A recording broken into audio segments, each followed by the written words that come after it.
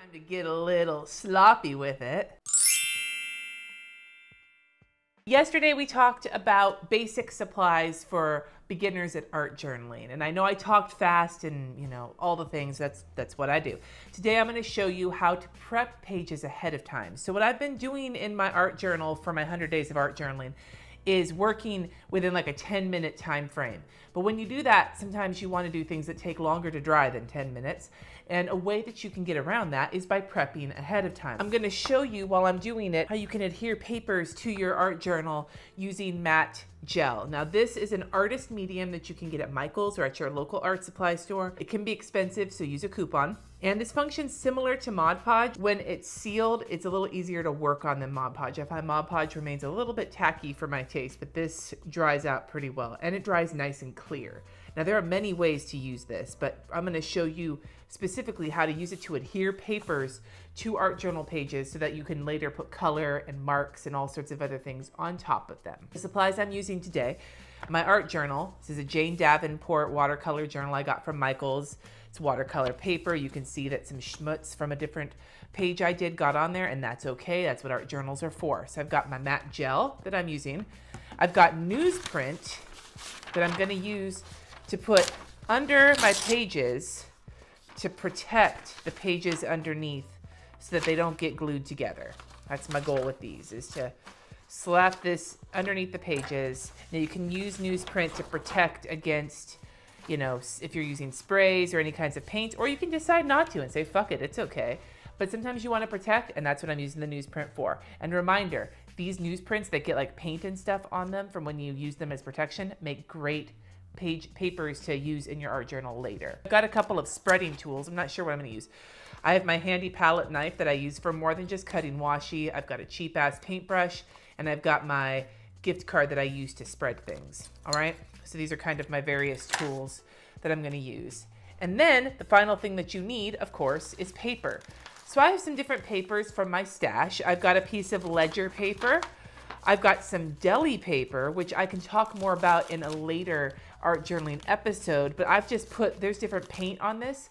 Deli paper, when you put it down with matte gel, will go transparent and the color will be left and the texture will be left, but the rest of this will be clear. And then I have some just old dictionary paper that I have from a dictionary that I bought from a library book sale, I think, and I slapped some paint on that at that point.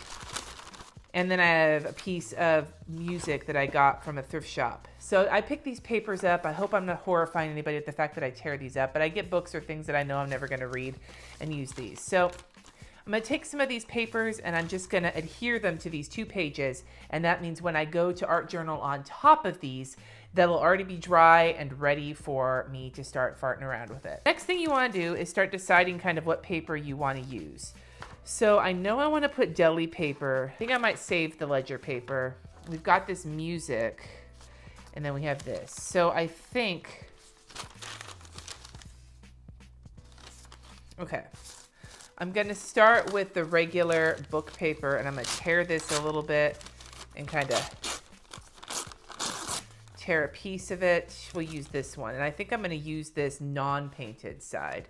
So to work with the matte gel, first you put it on the surface you're going to be working on. So this paper is going to go here, thereabouts. So I'm going to put some matte gel. I'm going to scoop some out with my palette knife. Give it a little stir.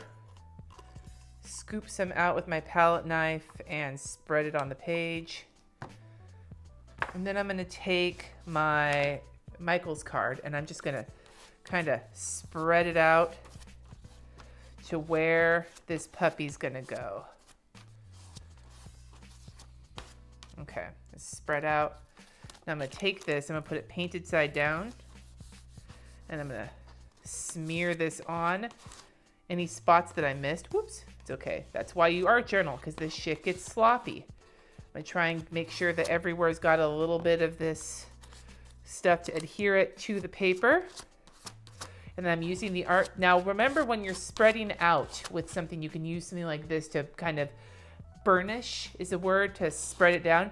You don't have to worry about everything being perfectly perfectly smooth.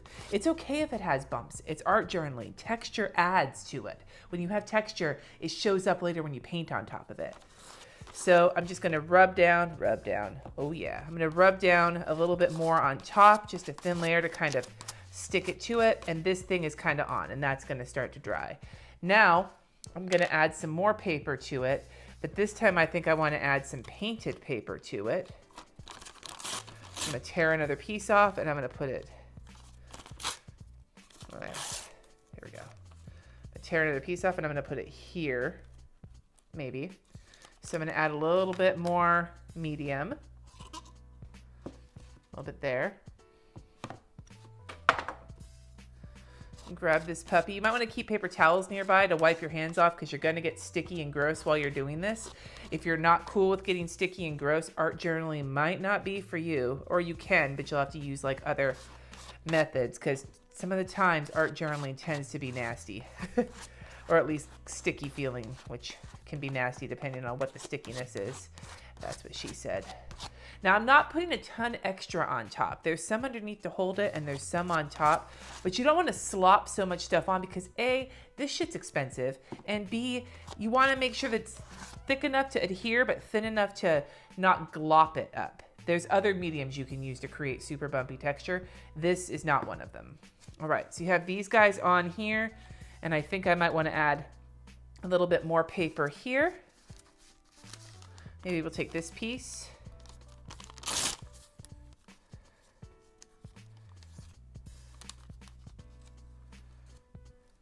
Yeah, let's do that. So notice I'm just stacking them up and I'm working while it's still wet so that I can continue to use the medium that's on here already to, you know, conserve. I'm gonna slap you like that. And then you just start rubbing it down again. That's why using the credit card's really great because you can just push back and forth until you notice that it's like nice and like secure on there. But notice how I'm just creating like a nice background of paper. And we'll add you.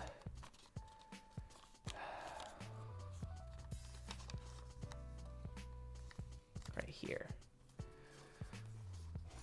Now see, I'm not doing any rhyme or reason to this because remember, my goal is to add like acrylic paint on top of this or drawing and doodling and stamping and all the things. These papers are just to add a beginning. And you don't need to have like fancy painted on papers, though there is something fun about just spending an afternoon with some acrylic paint and some papers that you just like know you have some spares of and just slop and paint on them. Another thing you can use to put paint on paper are jelly plates. I'm just name dropping that here. I can show you how I jelly print with my jelly plates in a different video if you want. But that's just a way to mono print on paper. Like, as a matter of fact, I'm pretty certain that this design was done with a jelly plate. So we'll put you here. Sodium polysulfide. I don't know if I want that showing, so nah. All right. I think this will work. I'm gonna do the upside down version. There we go. Let's put you down. And then I think this page will be nice and done with nice dictionary papers. So notice how I'm just smoothing on the medium. And like I said, you can do this with Mod Podge as well. I just find I prefer the medium, the matte gel better.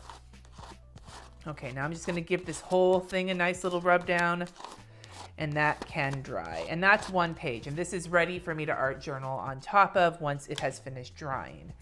Now for the other page, get all this shit out of the way. For the other page, I think I'm gonna just put down this one piece of deli paper as a start. And I think that that can look really cool. So I'm gonna tear you off. Whoops.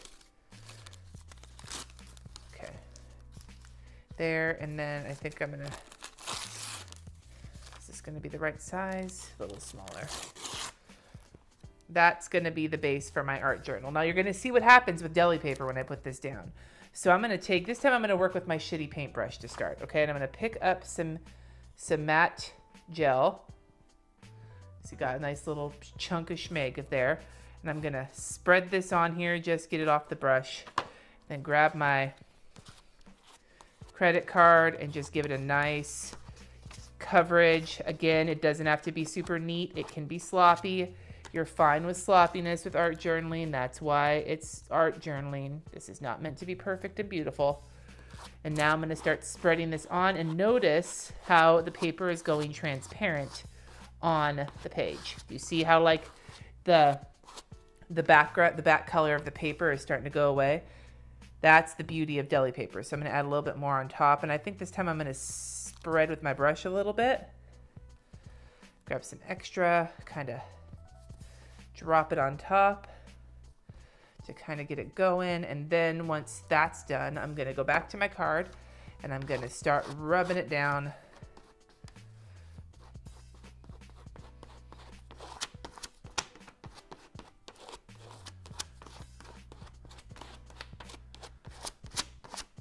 And that is a cool background, ready for me to do art journaling on top of.